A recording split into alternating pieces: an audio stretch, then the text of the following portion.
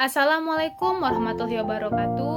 Saya Hudzaifah Atiaksah dari Prodi Manajemen Sumber Daya Perairan dari kelas M02 dengan nomor NIM 215080711147 akan menjelaskan materi mengenai DNA, RNA, transkripsi, serta translasi. Berikut adalah materi yang akan saya sampaikan. Apakah DNA itu? DNA atau deoksiribonukleik asid adalah asam nukleotida yang merupakan rangkaian molekul penentu bentuk dan sifat semua makhluk hidup. Biasanya dalam bentuk heliks ganda yang mengandung instruksi genetik yang menentukan perkembangan biologis dari seluruh bentuk kehidupan dalam sel. DNA ditemukan sebagian besar sel dari setiap organisme. DNA bagian penting dari reproduksi, di mana keturunan genetik terjadi melalui pewarisan DNA dari orang tua kepada keturunannya. Molekul DNA terdiri dari dua untai yang mengelilingi satu sama lain untuk membentuk yang dikenal sebagai heliks ganda. Selanjutnya, saya akan membahas struktur DNA rantai ganda atau double helix. Berikut ini adalah gambar yang menampilkan struktur DNA rantai ganda.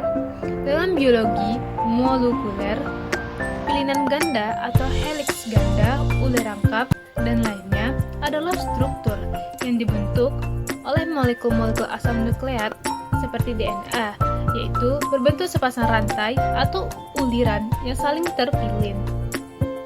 Polimer nukleotida membentuk struktur double helix, di mana kedua heliks disatukan oleh ikatan hidrogen.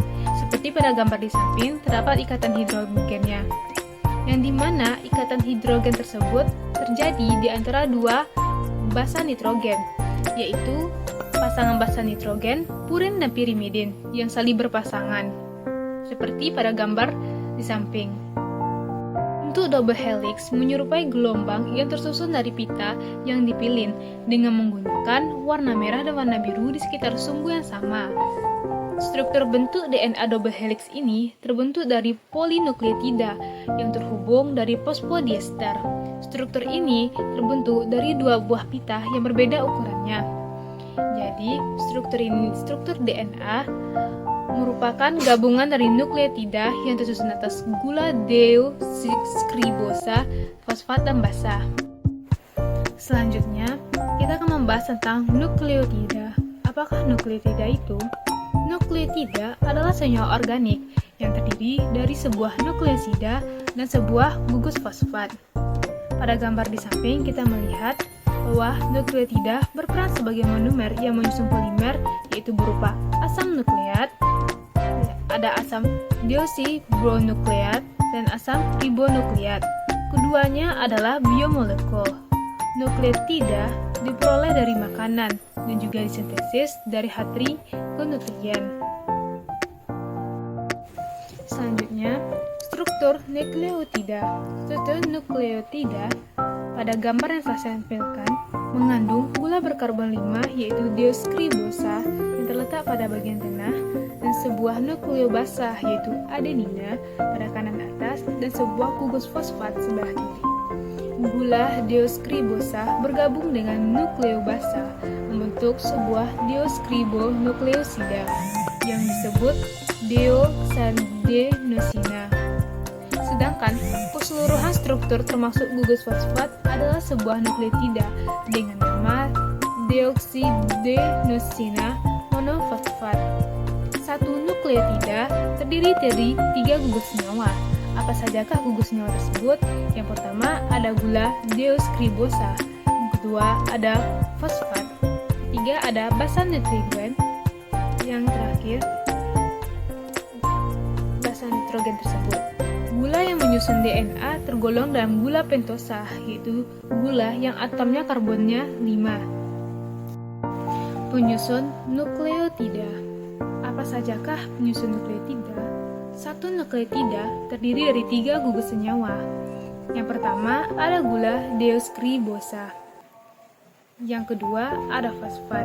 Yang ketiga ada basa nitrogen. Gula yang menyusun DNA tergolong dalam gula pentosa, yaitu gula yang memiliki atom karbonnya 5. Ada 4 jenis nukleolibasa pada DNA, yaitu ada guanin, ada adenina, ada sitosina, dan ada timinina. Pada nukleo basah yang digunakan adalah urasil, tidak menggunakan yaitu alih-alih timina. Nukleosida. Nukleosida merupakan sebutan untuk bagian dari nukleotida tanpa gugus fosfat. Di samping ini terdapat gambar dari molekul nukleotida, dan sebelahnya lagi ada gambar dari molekul nukleosida. Nukleosida tersusun dari gula ribosa atau deoksiribosa dan basa nitrogen. Nukleosida merupakan kerangka dasar bagi terbentuknya AMP, ADP, dan yang terakhir yaitu ada ATP. Nukleosida sama dengan gula ditambah fosfat. Nukleosida merupakan kerangka dasar terbentuk AMP, ADP, dan ATP oleh gula ribosa dan basa nitrogen. Karena itulah pembentuk ketiga senyawa dari pembawa energi kimia ini biasanya berasal dari mitokondria, sebagian besar dari reaksi katabolisme dan reaksi respirasi. Struktur penyusun dari nukleosida. Di sini terdapat ada gambar yang menjelaskan tentang nukleosida. Struktur dari penyusun nukleosida ini terbentuk dari tanpa gugus fosfat, karena nukleosida merupakan sebutan untuk bagian dari nukleotida tanpa gugus fosfat. Dengan demikian, nukleosida ini tersusun dari gula ribosa atau deoksiribosa dan basa nitrogen. Nukleosida merupakan kerangka dasar terbentuk AMP, ADP, dan ATP karena molekul nukleotida yang gugus fosfat mengalami hidrolisis sehingga dinamakan dengan nukleosida. Pada gambar nukleosida di bawah ini terdapat ada sel penyusunnya, yaitu ada nukleosida, ada nukleosida monofosfat, ada nukleosida difosfat, dan ada nukleosida trifosfat. Dari gabungan nukleosida monofosfat, difosfat, dan trifosfat membentuk menjadi satu nukleotida. Dan nukleotida tidak memiliki gugus fosfat inilah yang dinamakan dengan nukleosida, seperti pada gambar yang ada di bawah ini. Nukleotida memiliki 3 karakteristik, yaitu ada komponen basa nitrogen heterosiklik dan gula pentosa serta gugus fosfat. Molekul nukleotida yang gugus fosfatnya mengalami hidrolisis dinamakan dengan nukleosida, maka basa dan gula pentosa penyusun nukleotida merupakan bentuk dari senyawa heterosiklik. Oleh karena itu, molekul nukleotida yang tidak gugus fosfatnya mengalami hidrolisis dinamakan dengan nukleosida. Ikatan fosfodiester.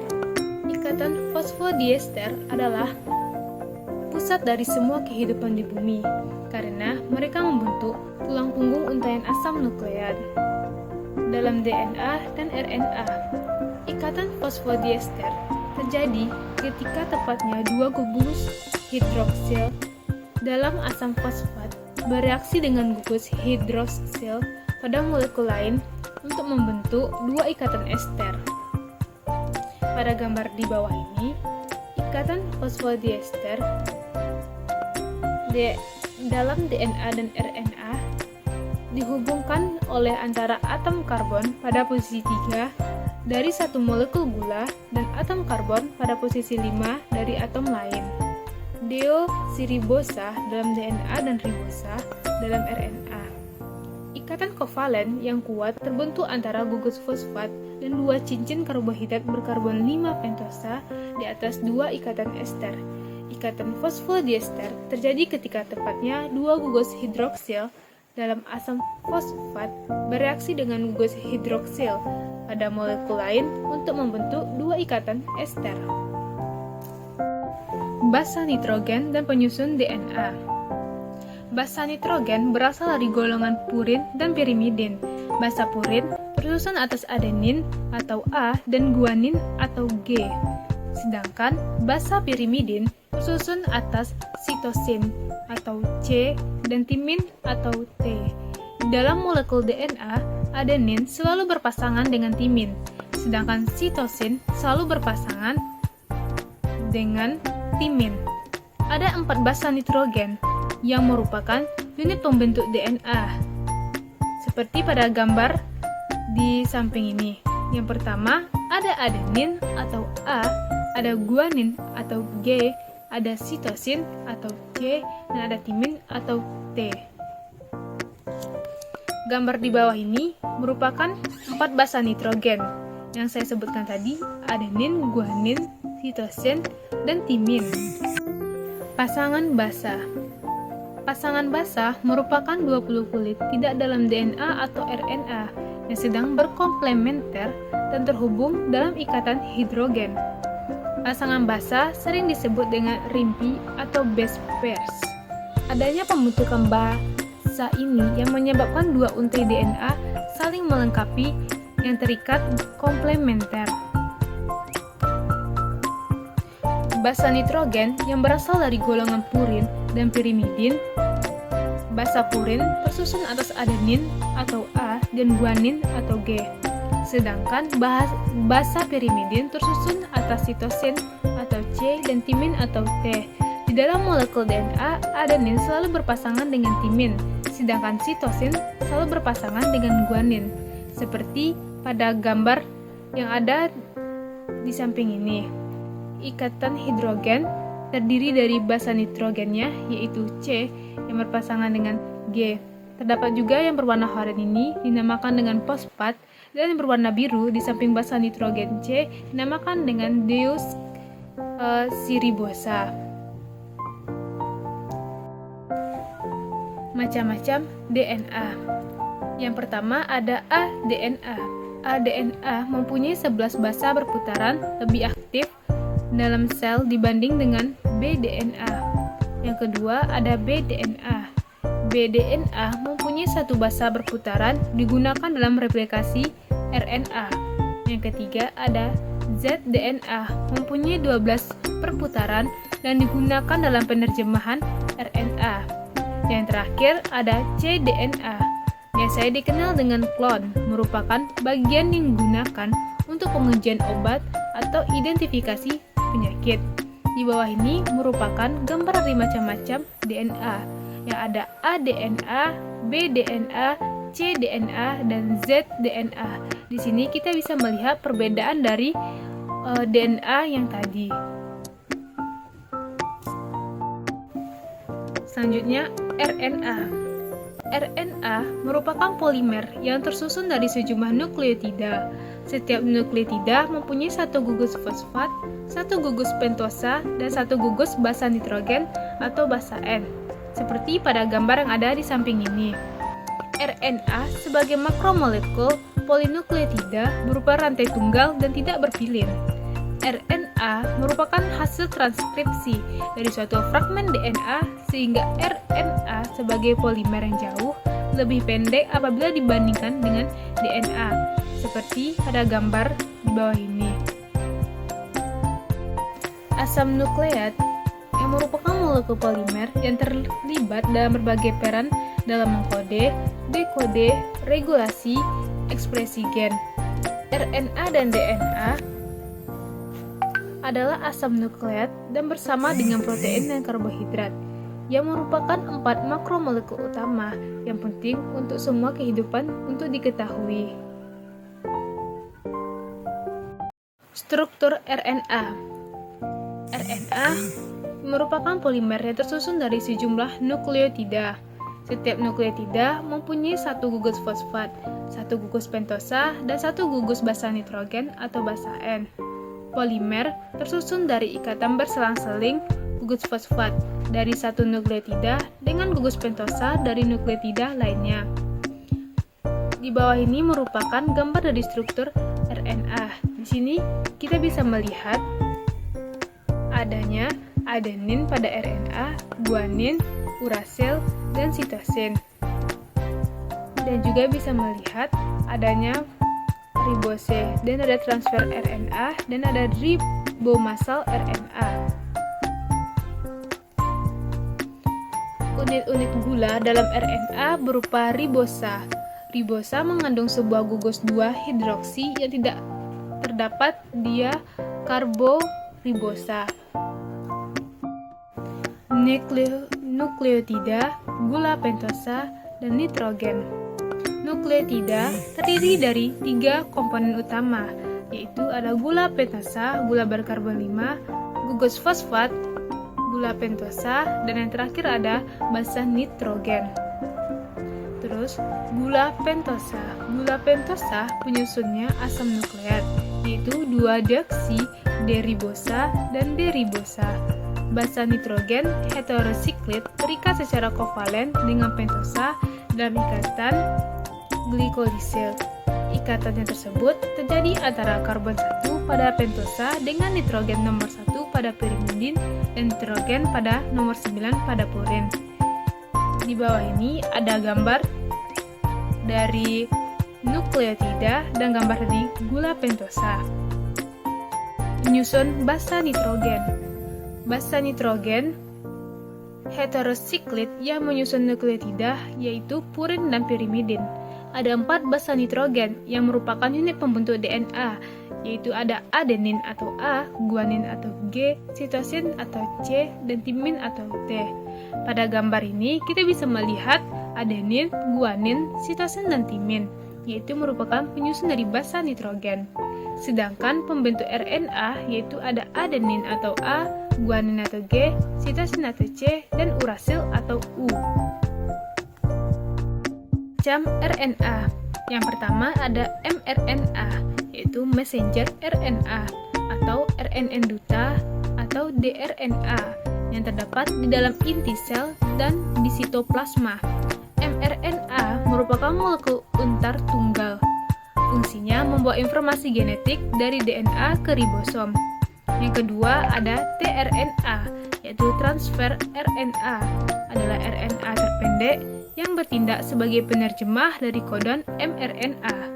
tRNA juga berfungsi mengikat asam-asam amino yang akan disusun menjadi protein dan mengangkutnya ke ribosom. Yang ketiga ada rRNA atau ribosomal RNA, adalah merupakan molekul paling besar dibandingkan mRNA dan tRNA yang mengandung 50-2000 asam amino. Fungsinya yaitu bersama-sama dengan protein, RNA ini akan membentuk struktur ribosom yang mengatur proses translasi atau spase. Perbedaan antara DNA dan RNA berdasarkan rantai polinukleotidanya. Pada DNA, rantai polinukleotidanya panjang, double helix, dan berpirin. Sedangkan pada RNA, rantai polinukleotidanya pendek, tunggal, dan tidak berpilin. Selanjutnya, perbedaannya berdasarkan letak. DNA letaknya terletak di bagian inti sel, sedangkan RNA terletak di inti sel, sitoplasma, atau ribosom. Perbedaannya berdasarkan gula pentosa. DNA, gula pentosanya yaitu adalah gula deoksiribosa, sedangkan RNA hanya gula ribosa. Yaitu kita lihat perbedaannya berdasarkan basa nitrogen. Pada DNA, basa nitrogennya yaitu ada 2, purin dan pirimidin. Purinnya yaitu ada adenin, guanin, dan pirimidinnya ada sitosin dan timin. Sedangkan pada RNA, purinnya ada adenin, guanin, pirimidinnya sitosin, dan urasil. Berdasarkan perbedaannya dilihat dari kadar. DNA kadarnya statis atau tidak berubah karena tidak dipengaruhi oleh aktivitas sintesis protein maupun aktivitas genetis. Sedangkan pada RNA dapat berubah karena adanya aktivitas sintesis protein. Dan yang terakhir dilihat berdasarkan fungsi. Fungsi dari DNA yaitu sebagai informasi genetik jangka panjang. DNA menjadi transmisi informasi genetik untuk membuat sel lain dan organisme baru. Sedangkan RNA mentransfer kode genetik dari inti ribosom untuk membuat menjadi protein. Berikut adalah gambar yang menjelaskan perbedaan DNA dan RNA-nya. Di sini kita bisa melihat dengan jelas perbedaan antara RNA dan DNA. Yang pertama pada nukleobasanya. Yang kedua, pasangan basanya. Dan yang ketiga, perbedaan helix gula fosfatnya. Pada DNA adanya double helix, sedangkan RNA tidak. Dan pada pasangan basa pada RNA yaitu ada sitosin, guanin, adenin, dan urasil. Sedangkan pada DNA ada sitosin, guanin, adenin, dan timin. Dogma sentral. Dogma sentral biologi molekuler menjelaskan mengenai proses perubahan gen dari DNA menjadi RNA dan dari RNA berubah menjadi protein. Dogma ini menjelaskan bagaimana proses pembacaan materi genetik menjadi protein yang berperan setiap tahap metabolisme di dalam tubuh suatu organisme. Di bawah ini terdapat sebuah gambar dogma sentral. Di sini kita bisa melihat adanya perubahan dari DNA ke RNA dan RNA menjadi protein. Replikasi DNA. Replikasi DNA adalah proses penggandaan DNA baru dari utuhan DNA yang telah ada sebelumnya. Kode genetik atau kodon pada DNA yang dibawa dan dicetak dan membentuk RNA sebagai sumber informasi genetik untuk memulai sintesis protein. Di sini terdapat gambar yang menggambarkan replikasi DNA. Keterangannya ialah yang pertama, ikatan hidrogen DNA atau kromosomal diputus oleh enzim helikrase dari arah 3 ke 5. Yang kedua, DNA polimerase kemudian mulai membentuk salinan DNA baru dari titik P atau promotor ke titik T atau terminator. Yang ketiga, leading strands adalah rantai berarah 3 ke 5 di mana replikasi DNA terus berjalan atau tidak terputus. Sedangkan leading strands adalah rantai berarah dari 5 ke 3 di mana replikasi DNA terputus. Yang keempat, rantai mengalami leading strands menghasilkan fragmen yang terputus-putus. Fragmen ini disebut dengan fragmen Ozaki.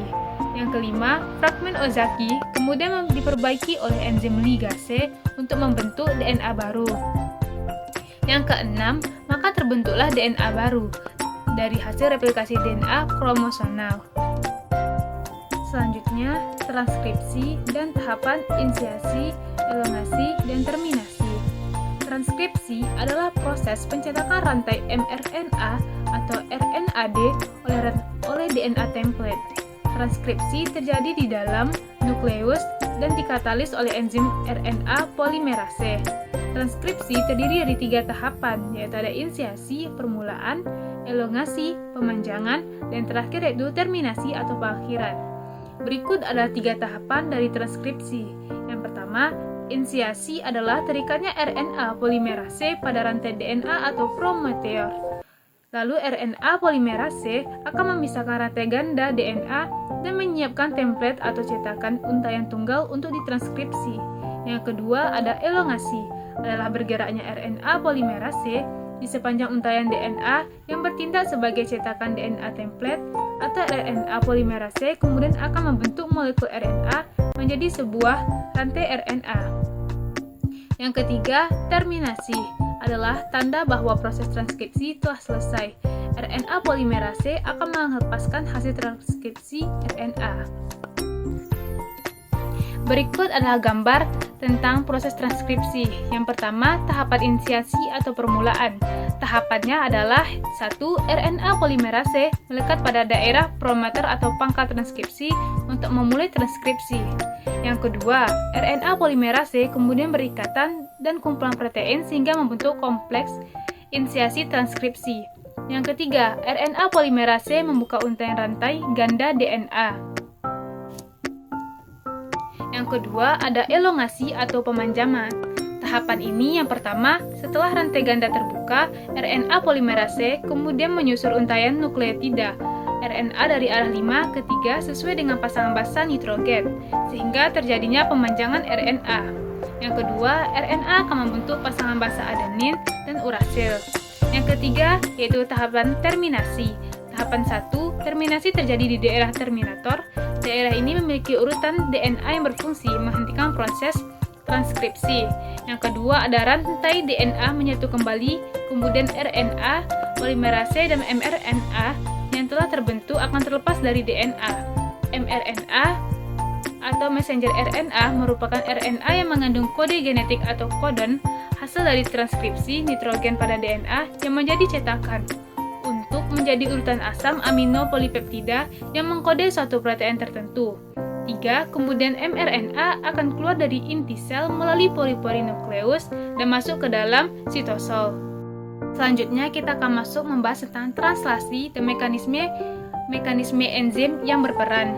Translasi adalah sintesis polipeptida dari mRNA untuk menentukan urutan-urutan asam amino yang akan membentuk suatu protein. Translasi terjadi di ribosom.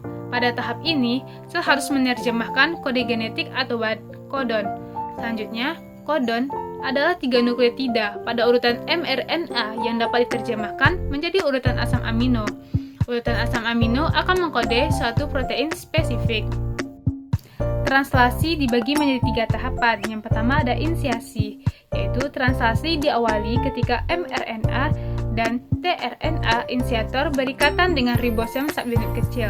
Molekul tRNA inisiator merupakan molekul yang membawa asam amino pertama dan merupakan komponen kodon atau AUG codon start, biasanya membawa asam amino metionin. Yang kedua ada elongasi. Elongasi terjadi setelah tRNA kedua berikatan dengan kodon berikutnya setelah codon start. Misalnya, kodon lain setelah codon start adalah CUC, maka berikatan dengan antikodon tRNA GAG yang membawa asam amino asam glutamat. Kedua asam amino, metionin dan asam glutamat akan berikatan dengan bantuan enzim peptidyl transferase. Yang ketiga, terminasi. Translasi akan berhenti ketika ribosom mencapai codon stop pada mRNA. Codon stop yang dimaksud yaitu ada UAA, UAG, UGA.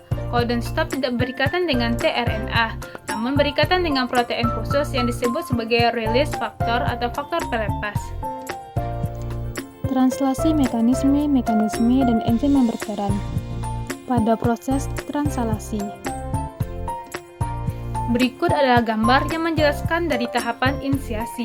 Tahapan yang pertama, ujung mRNA yang telah keluar dari nukleus akan berikatan dengan ribosom unit kecil melalui bantuan GTP dan enzim. Peristiwa tersebut disebut dengan kodon inisiasi.